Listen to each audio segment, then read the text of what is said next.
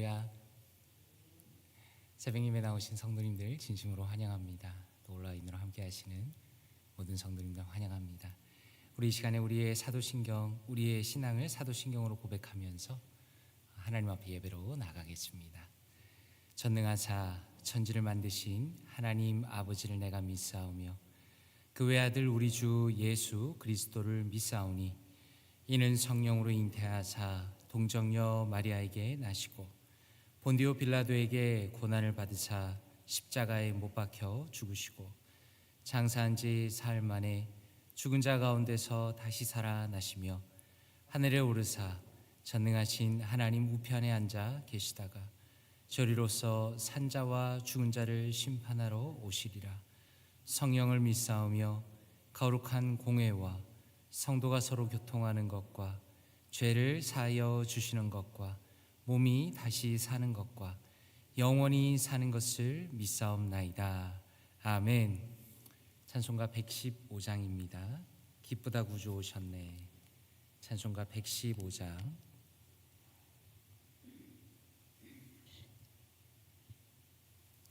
찬송가 115장. 기쁘다 구주 오셨네. 함께 찬양 드리겠습니다.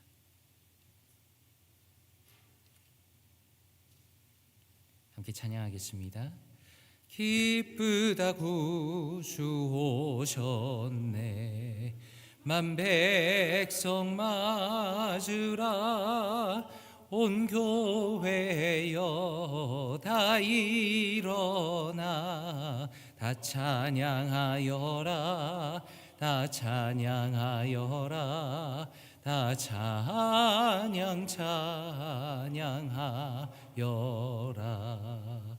구세주 탄생했으니 다 찬양하여라. 이 세상에 만물들아 다 화답하여라. 다 화답하여라. 다 화답하여라. 온 세상 죄를 사하려 주 예수 오셨네. 죄와 슬픔 몰아내고 다 구원하시네. 다 구원하시네. 다 구원하시네.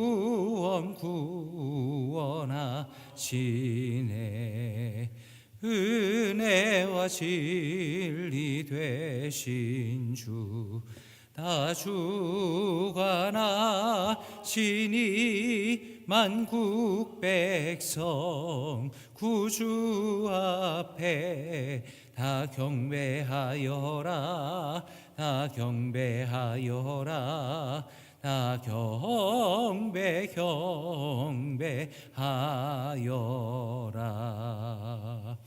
아멘. 아멘. 오늘 함께 보실 말씀은 누가복음 1장 39절에서 56절까지 말씀입니다. 누가복음 1장 39절에서 56절까지 말씀입니다.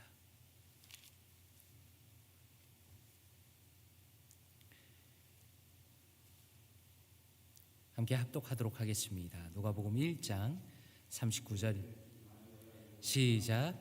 이때에 마리아가 일어나 빨리 산골로 가서 유대 한 동네에 이르러 사가랴의 집에 들어가 엘리사벳에게 문안하니 엘리사벳이 마리아가 문안함을 들으매 아이가 복중에서 뛰노는지라.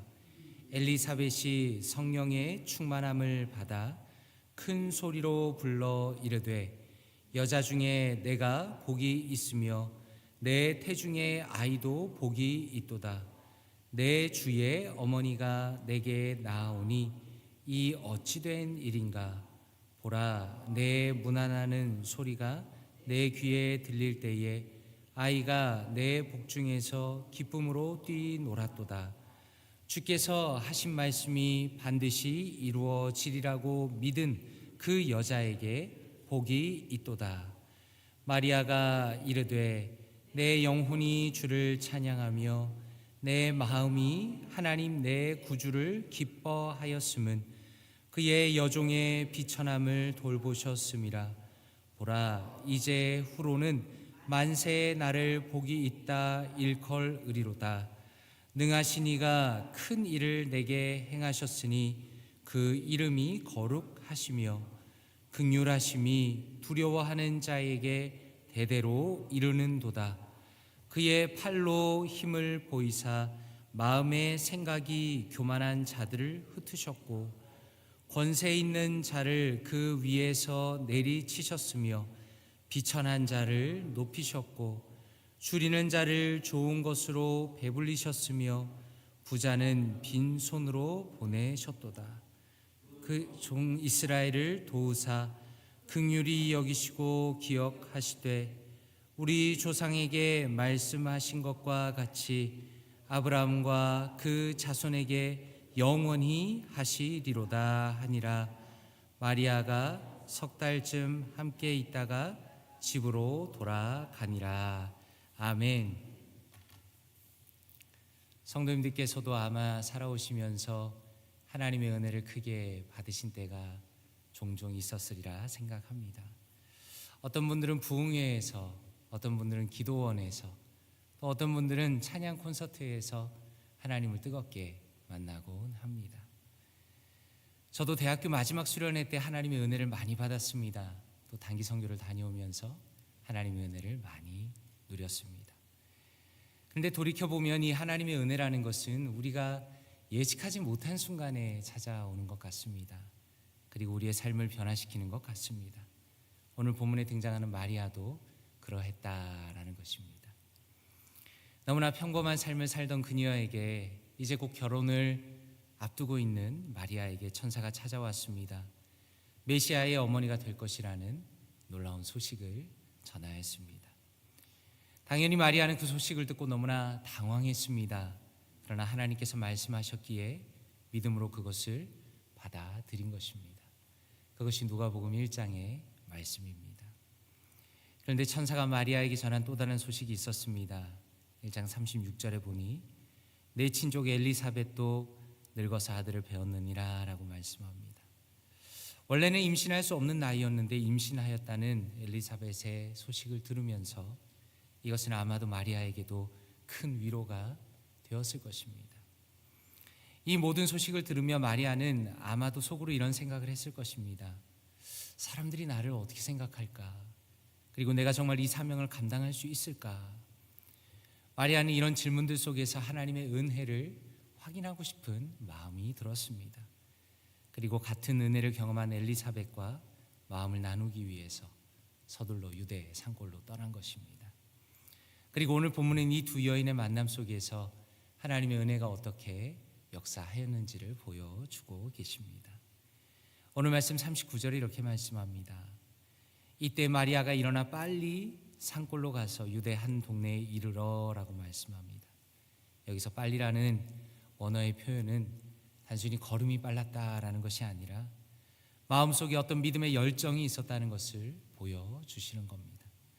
다시 말해서 마리아는 하나님의 말씀에 대한 확신을 가지고 엘리사벳을 찾아갔다라는 겁니다.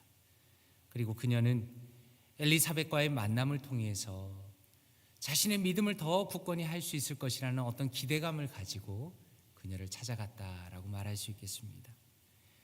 드디어 마리아가 엘리사벳의 집에 도착했습니다. 문을 두드리자 엘리사벳이 문을 열어주었습니다. 그런데 그 순간 놀라운 일이 벌어졌습니다. 마리아가 문 안에 하자 엘리사벳의 태중에 있던 아기 요한이 기뻐 뛰었다라는 것입니다. 여기 41절에 뛰노는지라라는 단어는 그냥 태동을 의미하는 것이 아닙니다. 이것은 성령의 역사로 인한 어떤 강렬한 기쁨의 반응을 나타나는 것입니다. 다시 말해서 하나님의 은혜가 태중에 있는 요한에까지 전달이 된 것입니다. 그리고 엘리사벳은 성령의 충만함을 받아서 마리아를 축복합니다. 42절에 보니 여자 중에 내가 복이 있으며 내 태중에 아이도 복이 있다라고 말합니다.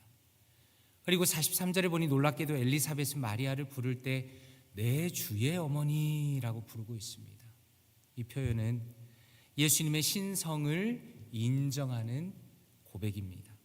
다시 말해서 성령의 은혜가 엘리사벳에게 임했을 때 그녀의 영적인 눈을 뜨게 하셨습니다.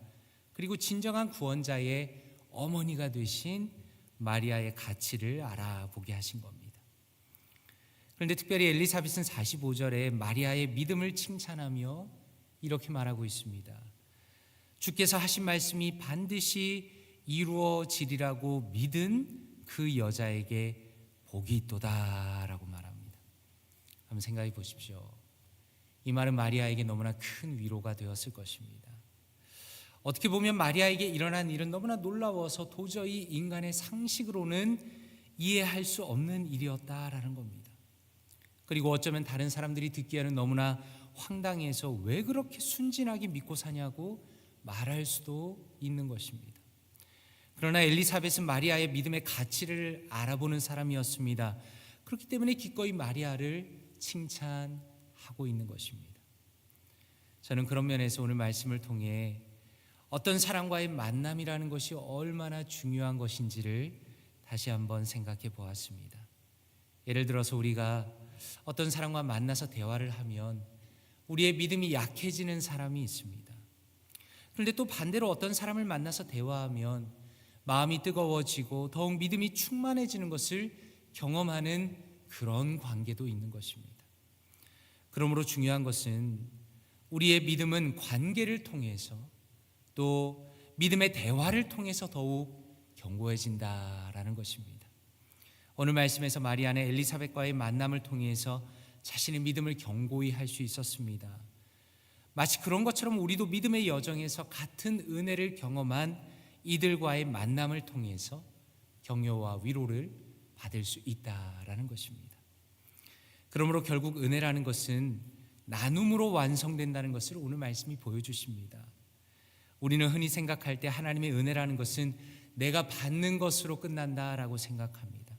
그러나 오늘 말씀해 보니 그것은 다른 사람에게 은혜를 나누고 또 다른 사람을 격려하면서 하나님의 은혜가 충만해지고 또 완성된다라는 것을 보여주십니다. 그러므로 마치 엘리사벳이 성령의 충만함으로 마리아를 축복하는 것처럼 우리 역시 우리가 받은 은혜를 나누고 다른 이를 축복하는 삶을 살아야 한다라는 것입니다. 그리고 그것을 통해서 내가 속한 공동체가 하나님의 은혜를 더욱 풍성하게 누릴 수 있다라는 것을 오늘 말씀을 통해 우리가 발견할 수 있습니다. 그리고 오늘 말씀이 이어지는데 엘리사벳의 귀한 축복을 들은 마리아가 하나님의 은혜를 깊게 깨닫게 되었습니다. 그리고 하나님께 찬양을 올려드립니다.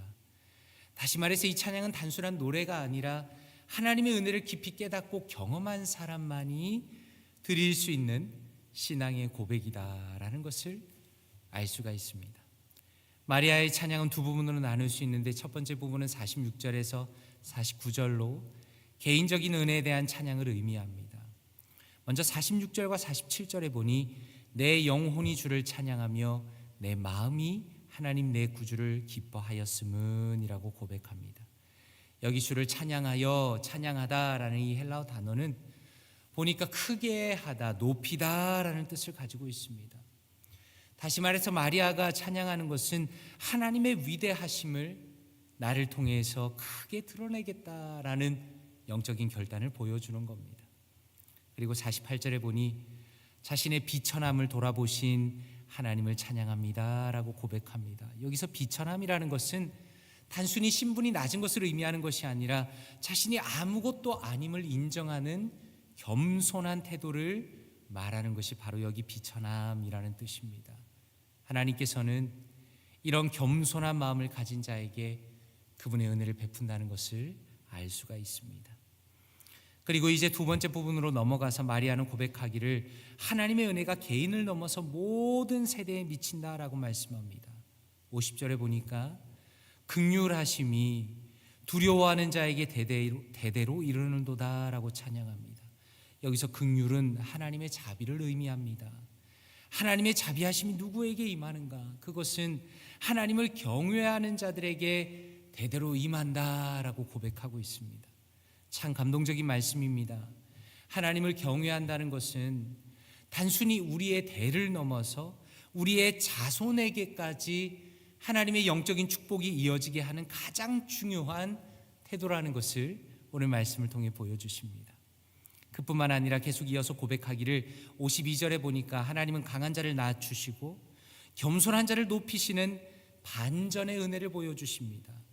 그리고 53절에 보니 배고픈 자를 좋은 것으로 채우고 부유한 자를 빈손으로 돌려보내신다라고 말씀합니다. 한마디로 하나님의 은혜라는 것은 세상의 기준과는 다른 방식으로 역사한다라는 겁니다. 하나님의 은혜가 세상에서 가장 연약한 자에게 임하고 또 하나님께서 그렇게 일하신다라는 마리아의 고백을 보면서 어쩌면 가장 평범하고 보잘것없는 우리의 인생에도 하나님께서 충만하게 임하실 것을, 일하실 것을 기대하면서 오늘 말씀을 묵상할 수 있다라는 것입니다. 말씀을 맺겠습니다. 하나님께서 오늘 주시는 이 마리아의 찬양은 하나님의 은혜가 개인적으로 또 공동체적으로 어떻게 역사하시는지를 보여줍니다. 중요한 것은 믿음의 사람들이 마음을 나눌 때 은혜가 더욱 충만해진다라는 것입니다.